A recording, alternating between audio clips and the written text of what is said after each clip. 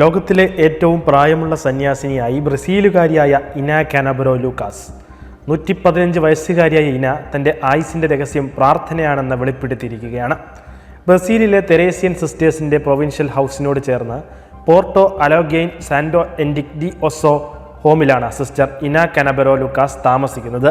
1927 19-ാം വയസ്സിലാണ് sister Inah കാനബറോ സന്യാസിനിയായിരുന്നത്. 2 ലോകമഹായുദ്ധങ്ങളിൽ ജീവിച്ച സന്യാസിനി മാറി വന്ന 10 മാർപ്പാപ്പാമാരെയും കണ്ടിട്ടുണ്ട്.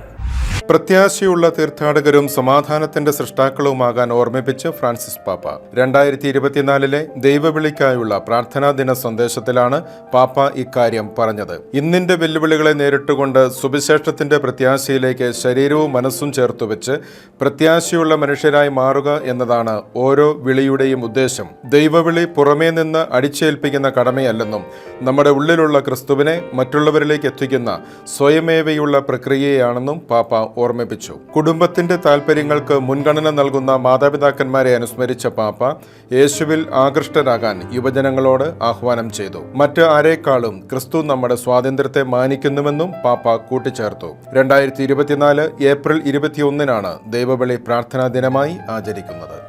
കേരള സഭാ നവീകരണത്തിന്റെ ഭാഗമായി മെയ് 19 രൂപതയിൽ നടക്കുന്ന ദിവ്യകാരുണ്യ കോൺഗ്രസിന്റെ ലോഗോ പ്രകാശനം കർദിനാൾ മാർ ബസേലിയോസ് ക്ലീമീസ് കാതോലിക്ക ബാവ നിർവഹിച്ചു. സിറോ മലബാർ സഭ major archbishop Mar Raphael Thattil logo ഏറ്റുവാങ്ങി. ദിവ്യകാരുണ്യ കോൺഗ്രസിന് 60 ദിവസങ്ങൾ ശേഷിക്കെ തൃശൂർ മേരി മാതാ മേജർ സെമിനാരിയിലായിരുന്നു ലോഗോ പ്രകാശനം. ക്രൈസ്തവ ജീവിതത്തിന്റെ ഉറവിടവും ഉച്ചയുമായ ദിവ്യകാരുണ്യത്തിന്റെ മാഹാത്മ്യം വ്യക്തമാക്കുന്ന തരത്തിലാണ് ലോഗോ രൂപകൽപ്പന ചെയ്തിരിക്കുന്നത്. നിർധനരായ അർബുദ രോഗികൾക്ക് കരുണയുടെ കൈത്താങ്ങുമായി കാരിത്താസ് ആശുപത്രിയും SDM ക്യാൻസർ റിലീഫും, ആശുപത്രിയുടെ പാലിയേറ്റീവ് മെഡിസിൻ വിഭാഗവും SDM ക്യാൻസർ റിലീഫ് ഫണ്ടും ചേർന്ന് നടത്തിയ പരിപാടിയിൽ 40 അർബുദ രോഗികൾക്ക് 10 ലക്ഷം രൂപ വിതരണം ചെയ്തു. ഓരോ രോഗിക്കും 25,000 രൂപ വീതം നൽകിയ ഈ സംരംഭം നിരവധി കുടുംബങ്ങൾക്ക് ആശ്വാസത്തിന്റെ കിരണമായി മാറി. 40ഓളം കുടുംബങ്ങൾക്ക് ചെറുതെങ്കിലും ഒരു സഹായമാകുന്ന ഈ ശ്രേഷ്ഠ കർമ്മത്തിൽ ഭാഗവാക്കാകുവാൻ സാധിച്ചതിൽ കാരിത്താസിന് അഭിമാനമുണ്ടെന്നും കെനോട്ടിക് ലവ് എന്ന കാരിത്താസിന്റെ തന്നെ ആപ്തവാക്യത്തിനനുസരിച്ച് വിവിധങ്ങളായ കാരുണ്യ പ്രവർത്തനങ്ങളിലൂടെ സമൂഹത്തോടുള്ള പ്രതിബദ്ധത ഇനിയും കാരിത്താസ് നിറവേറ്റുമെന്നും ആശുപത്രി ഡയറക്ടർ ഫാദർ ഡോക്ടർ ബിനു കുന്നത്ത് പറഞ്ഞു.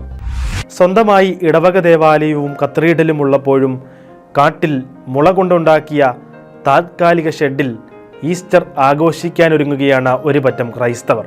ആഭ്യന്തര യുദ്ധം കൊടുമ്പിരി കൊണ്ടിരിക്കുന്ന മ്യാൻമറിലാണ് ദയനീയമായ സ്ഥിതിയിലൂടെ ക്രൈസ്തവർ കടന്നു പോകുന്നത്. കിഴക്കൻ മ്യാൻമറിലെ ബർമീസ് സംസ്ഥാനമായ കായയിലെ ലോയ്ക്കാവ് എന്ന പട്ടണം ഇന്ന് ഏറെക്കുറെ വിജനമാണ്. 2021 മുതൽ തുടരുന്ന കലാപത്തെ തുടർന്ന് ആളുകളെല്ലാം ഇവിടെ നിന്ന് പലായനം ചെയ്തു കഴിഞ്ഞു. വനത്തിൽ അഭയം പ്രാപിച്ചിരിക്കുന്ന ജനത്തിന് അല്പമെങ്കിലും ആശ്വാസം പകരുന്നത് പ്രദേശത്തെ ബിഷപ്പിന്റെയും വൈദികരുടെയും സന്യാസിനികളുടെയും സാന്നിധ്യമാണ്. വനത്തിലെ താൽക്കാലിക കൂടാരങ്ങളിൽ വിശ്വാസികൾക്കായി ദിവ്യബലി അർപ്പിക്കുകയും ദിവ്യകാരുണ്യ ആരാധനകൾ നടത്തുകയും ചെയ്യുന്നുണ്ട്. നിലവിൽ 12ഓളം ദേവാലയങ്ങൾ തകർക്കപ്പെട്ടിട്ടുണ്ട്. ലോയിക്കാവ് രൂപതയിലെ 41 ഇടവകകളിൽ 31 എണ്ണവും ശൂന്യമാണ്. ലോയിക്കാവിലെ കത്തോലിക്ക ബിഷപ്പ് സെൽസോ ബാഷ്വയും ഇപ്പോൾ അഭയാർത്ഥിയായി കഴിയുകയാണ്. സത്യസഭയെ അനുദിനം അറിയുവാൻ, സഭയെ സ്നേഹിക്കാൻ സൺഡേ ശാലോം യൂട്യൂബ് ചാനൽ ഇപ്പോൾ തന്നെ സബ്സ്ക്രൈബ് ചെയ്യുക.